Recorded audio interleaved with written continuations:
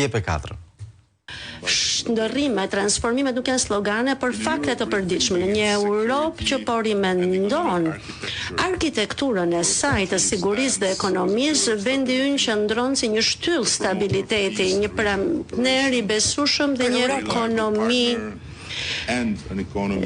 në rritje.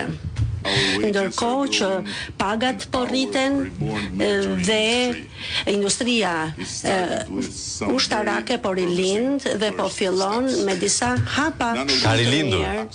Asnjë gjë nuk ndodh si aksident dhe kjo po ndodh hap pas hapi mes punës, besimit dhe historia jon e rritjes nuk është sasiore por cilësore. Ne po ndërtojmë një ekonomi që matet jo vetëm prej vëllimit, por prej vlerave, prej produktivitetit dhe prej inovacionit, dhe mund ta themi me qartësi këtë gjë dhe me 3 minuta pas I tha këto fjalë. I erdhi njoftimi nga NATO që keni bërë një skandal me kontratat e reja për ushtrinë dhe armatimin dhe do pezullohen në ndyshimin e korrupsionit. Të gjitha. Çdo gjë. Ndyshohet në fakt që vlerat të prek 1 miliard euro. Aty shkon. Ku është pirovëngu fluturon miliardi. Se para se të bënte këtë gomarllikun ti e di që pirovëngu ishte ai që I vetmi që gjeti guximin të falte një port si porti I Durrësit. I cili për 2500 vite kishte qenë aseti kryesor I Shqipërisë, por jo. Gjetën pirovëngun, nuk e di nga gjetën, nga ndonjë vend shumë interesant e kanë gjetur, dhe fali portin e Durrësit. Do thonë ja fali Alabarit, nuk të paktën në duar shqiptare ka ngelur, thjesht nuk është më I shqiptarëve. Porti I Durrësit, vazhdojmë me tjera mesazhe. Ç'është e dhimbshme, kalon me një dopjo. Sa të jetë ky me eskortën e vet, një Altin ikën e vjen një Altin tjetër. Okej. Mirëmëngjes, si këndoj nusës këtej nga fshati im, rruga e mbarë të qoftë më I bi, dhe në vesh I thot mbrapa mos u kthe. Njëti urim shkon edhe për Dumanin, turpi do ta ndjek, tani nga Saranda, ne këngë për nusën dim deri vetëm te Pelen. Pastaj nuk e dim si vazhdon tradita ceremoniale më poshtë, si është do marr rrugën në Naime, kështu gjëra do. Çfarë këto këngët e grupit Ali Pashës. Mirëmëngjes, ju kam shkruar për Edinburgun. Sot kanë Edinburgun, nuk e di e ka për qytetin apo për dëshira e tij. Dhe disa shqiptarëve të tjerë. Sot ka ndryshuar kushtet, do të quhet Guantanama, kontingjent eksporti. Interesante edhe kjo. Interesante edhe kjo. Të ikin gjitha duhet të këti populli ke 313, thot një mesazh nga Klosi I Matit, nuk është ide e keqe, dhe bashkohem, ndërkohë një mesazh nga Italia më thot meno male iku Dumani, por të shohim kush do jetë I riu, do bëj drejtësi në këtë vend apo? Po pse nga jashtëti do e marrin, një që ka zyrën në të njëjtën godit me Dumanin, ai do jetë kreuri I Spakut. Desha të thoja diçka edhe për Lapajn. Më vjen turp kur lexoj komentet e rinisë që tallen me të, ai të paktën po e bën vetën, por rinia që ka ngelur aty çfarë po bën për drejtat e tyre. Më vjen keq ta them, po kjo rini që ka ngel është pak dembele, populli ku është, se të gjithë flasin për të ngritur, të rrëzojmë këtë, ku është, ama. Deluzion I madh për shqiptarët, mjafton t'i japin një copë bukë. Turp të kenë ata të bëjnë për fëmijët e tyre, për të ardhmen, por I shikojnë gjithë për kafene gjithë ditën, popull dembele pa shpresë.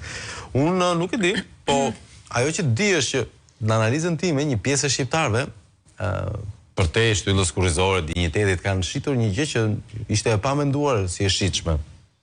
Fëmijët I kanë shitur fëmijët. Nuk e di, më kujtojnë pak një situatë kur ka pasur Holodomori quhej në Ukrainë, zja e madhe e bukës, dhe shteti vinte tabela në rrugë, ju lutem mos hani fëmijët tuaj.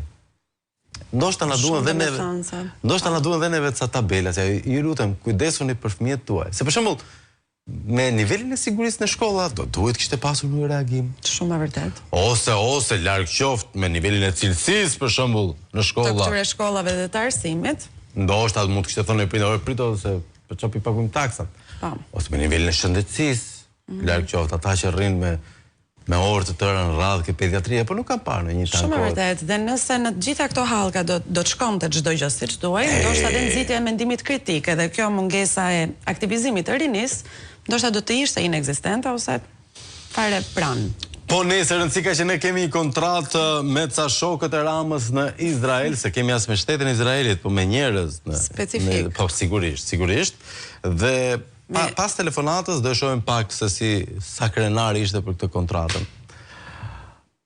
Alo, mirëmëngjes. Mirëmëngjes. Mirëmëngjes. Klavjo. Urdhro. Në Shqipërinë tonë, në atë kohë e parë duhesh një Avni Rustemi. Kurse sot ka ardhur koha të ketë disa Avni Rustemi, se ndryshe Shqipëria nuk rregullohet. Po jo, tash. Ora, kjo Avni Rustemi ishte gjymësues? Ore ishte i tërë Shqipërisë ai, po ai ishte mësues me profesion. Ishte disa Avni Rustemi se na shurdhon me ta avionet e Kukësit e të Vlorës dhe burr. Dakor. Prandaj se këto nuk numërohen të mirat që ka bërë ai. E vërtet. Ju uroj gjithë të mirat. Edhe ne të urojmë gjithë mirat. Me qëra fjala, ditën e sotme është njoftuar zyrtarisht pezullimi i Air Albanias nga aviacioni civil. Pra paralajmërimi joni djeshëm dhe me që iku dhe Air Albania, tani do quhet Air Albania, e shkreta. Ta shohim pak Rama kur inauguronte para 7 vjetësh linjën e vet të transportit personal si Sheik. 7 vite, Po, u bën 73 në fillim, nga cilat gjysma pa rroga. Dhe kur me taksa, kur një taks nuk e kam paguar, të mëdhenj shumë. Ma e pak treshim. Sot, falë Air Albanias, ne mund të fluturojmë. Kjo vendosmëri me cilën arritëm deri këtu, se s'ka qenë as pak e lehtë, për të vazhduar dita ditës që nuk e di si do përkthehet kjo në gjuhën e miqve tanë që janë të pranishëm, të fluturojmë me këmbë tokë. Air Albania është një nga instrumentat, faleminderit, për tu çliruar nga kjo trashëgimi, duke ofruar udhëtime me një shërbim dinjitos dhe me çmime shumë konkurruese. Ashtu si kundër, edhe ndërtimi i aeroporteve të tjera çon në këtë rrugë. Ne jemi shumë të fokusuar që paralelisht me fuqizimin e kompanisë sonë të flamurit, të mos jemi më vendi me vetëm një aeroport. Po të kemi të paktën edhe 3 aeroporte të tjera. Aeroportin e Vlorës, aeroportin e Kukësit dhe aeroportin e Sarandës. Shumë video e mirë. Cilësore. Goxha. Pra ishte shtator 2018. Aq bukur gënjen sa edhe sot e mendova që e di që është pezulluar. Edhe sot mo që e dim që e kam pezulluar, prap. E beson më se ta mbush mendin të hedh thirrën.